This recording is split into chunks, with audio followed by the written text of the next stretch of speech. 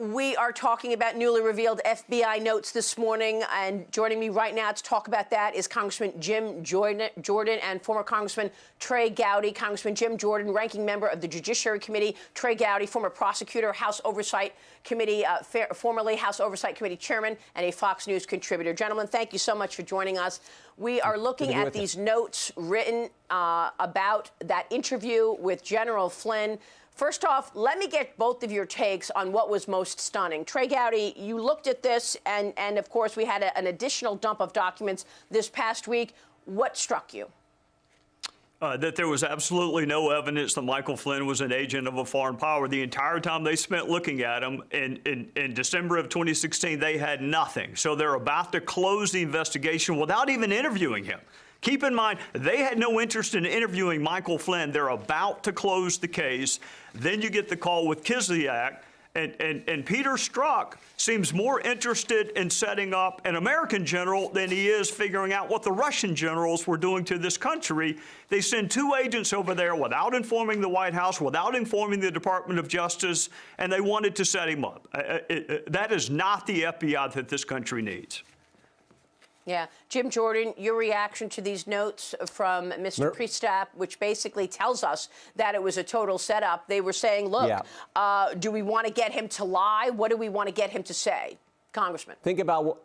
Yeah, Maria, think about what happened in 3 weeks in January of 2017. On January 3rd, Chuck Schumer on the Rachel Maddow show says this in response to a statement that President-elect Trump had said, where he said we were being spied on. Schumer says, if you mess with the intel community, they have 6 ways from Sunday at getting back at you. The very next day, January 4th, Trey just talked about it. Peter Strzok overrules the agents who say Mike Flynn did nothing wrong, overrules them because Comey and McCabe told him to.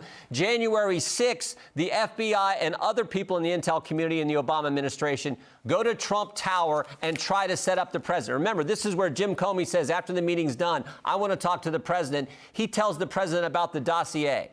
The dossier they already knew was false. They knew was Russian disinformation, and they knew was paid for by the Clinton campaign. And then just 2 weeks after that, we have the FBI going to the White House to set up Michael Flynn. All that happens in 3 weeks' time. This shows you they were out to get the president, and they were willing to do whatever it took to get him, including going after a 3-star general who had served our country for 3 decades. What I want to know is this going to be the beginning of the dominoes falling? I mean, Trey, you did an excellent job. Jim Jordan, you did an excellent job really digging in and getting to the bottom of this. We know the bad actors, Jim Comey, Peter Strzok, Lisa Page. Will we see accountability, Trey? Well, accountability, I mean, you can have it in the executive branch with prosecutions, but accountability, Maria, takes consensus. I bet Jimmy can't name a single Democrat that is interested in the House at looking into the treatment of the FBI. When I was there, the Democrats finally found a cop that they liked. Unfortunately, his name was Peter Strzok, whose only interest in this investigation was if it would lead to the impeachment of Donald Trump. So accountability requires consensus. Where is it? They won't even, Let's Maria, take a short break. Yeah, go ahead, Jim.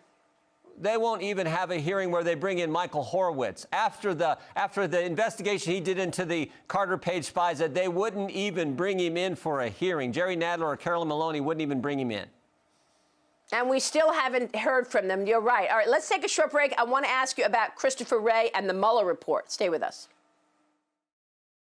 I am back with Congressman Jim Jordan and Trey Gowdy. Congressman Jordan, let me ask you, you just said a minute ago on our way out, Jerry Nadler will not even bring Michael Horowitz in to question. We already know that they made 17 errors, according to the IG report. You're saying that your committee chairman will not bring him in to find out what the heck happened here? No, he had this scathing report about the Carter Page spies that wouldn't bring him in, neither would the Oversight Committee. And now Mr. Horowitz is working on a broader look at FISA. And just 4 weeks ago, he sent out a memo which said he's looked at 29 cases. 29 cases, random sample, 29 cases, and there were major problems in every single one. In 4 of those cases, they couldn't even find the Woods file, which is the file they keep, which has the sort of basic evidence, underlying evidence that they then use to take to the court. Couldn't even find the Woods file. And what I find interesting is 2 months ago, when Chris Wray did testify, FBI Director Wray testified in front of the Judiciary Committee, he told us we could all sleep well at night. The FISA process is fine.